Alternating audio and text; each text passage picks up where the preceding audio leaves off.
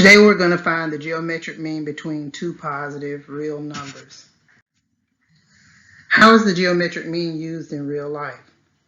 One way is to calculate the average growth rates in finances or population, to calculate the annual return on portfolio of securities. Sometimes we construct stock indexes. And then the main reason today is to calculate the distance to view an entire painting on a wall.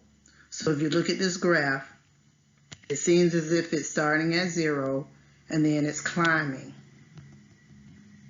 So therefore, this is a growth, which means that this is the geometric mean between two positive numbers. The definition of geometric mean is the positive square root of the product of two numbers. There are several ways that you can look at it. One of the ways is the quick formula. So with the quick formula, you just multiply the two numbers together and then take the square root of that product. Other ways are the alternative formulas, which means that A and B are the two numbers that you're multiplying together. X is the geometric mean. So we can take those things and we can write a proportion. A is to B as X is to B. And if these two ratios are the same, then their cross products are equal, which gives us x squared is equal to AB. So we're looking for x, so we have to take the square root of both sides, and we end up with the square root of A times B. What is the geometric mean of 4 and 9? Well, using the definition of geometric mean, we'll write a proportion. 4 is A and B is 9. So 4 is to x as x is to 9. And since these two ratios are the same, their cross products are equal. So we're going to multiply x times x and 4 times 9, and you end up with x squared is equal to 36 in the simplified form. So in order to find x, you must take the square root of both sides. The square root of x squared is x, and the square root of 36 is 6. Now let's try one. What is the geometric mean of 6 and 15? So here again, we're setting up a ratio where 6 and 15 are those two numbers, but we're looking for a number between the two that when we set up a proportion, 6 is to x as x is to 15, which means that this is the proportion that we're going to end up with. So the cross products are the same. So we're going to multiply x times x, which is x squared. 6 times 15 is 90. Set the two equal to each other. But we want to find x, so we're going to take the square root of both sides. The square root of x squared is x. And the square root of 90 is not a perfect square, so it's approximately equal to 9.5. What is the geometric mean of 14 and 18? Well, here again, we can set up a proportion where x is between 14 and 18, and it's representing the geometric mean. So we would find the cross product, x times x, which is x squared, and it's equal to 14 times 18, which is 252. We want to find x, so we have to take the square root of both sides. The square root of x squared is x, and the square root of 252 is not a perfect square, so it's approximately 15.9.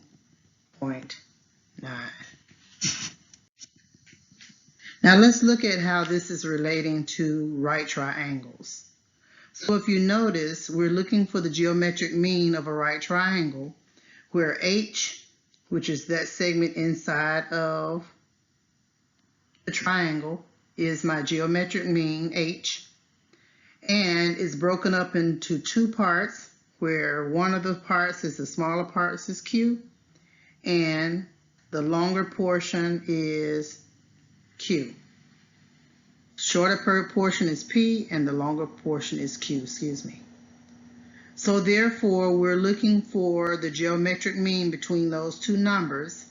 So we will find the product of P and Q and then take the square root. But here again, we can set up a proportion. P, the smaller portion, is to the geometric mean, as the geometric mean is to the longer segment. So if we know that the shorter segment is 4 and the longer segment is 5 that the geometric mean is drawn to, which is h, we can take those two numbers, and to find h, which is the geometric mean, we're going to multiply those two numbers together first. So that will give me 4 times 5. And then take the square root of the product. So h is equal to the square root of 20. And since 20 is not a perfect square, h is approximately 4.5. So if this segment right here represents the width of a painting in a museum, and we're looking for how far we need to stand away from it to see the entire painting, then we're looking for the geometric mean, which is h. It'll be 4.5 units away from the painting. Now the smaller portion is 25, and the longer segment is 36 that h, which is the geometric mean, is drawn to. So we're going to multiply 25 times 36 and set it equal to h squared. Take the square root of both sides, which is the shorter method. So h squared is equal to 25 times 36, which is 900. Take the square root of 900. H is exactly 30 because 900 is a perfect square. Now sometimes the longer part of that segment that the geometric mean is drawn to is going to be missing. So therefore, in order for us to find this longer portion right here of the hypotenuse of that right triangle, we're going to take 100, which is the entire length, subtract 36, and we end up with 64. So 64 and 36 are those two numbers that we're looking for the geometric mean to be between, which is x. So therefore, x is equal to the square root of 36 times 64. 36 times 64 is 2,304. Take the square root of that number. And since 2,304 is a perfect square, x is going to be a positive integer, which is 48.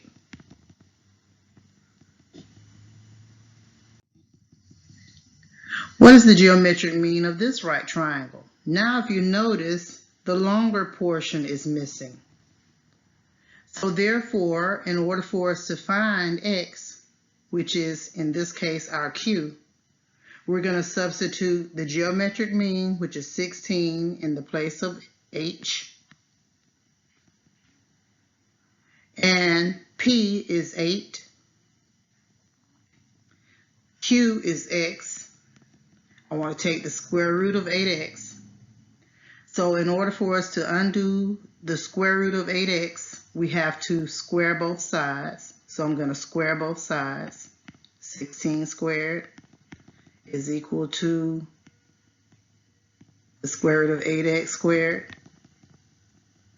16 squared is 256. And the square root of 8x squared is 8x. Divide both sides by 8. X is 32.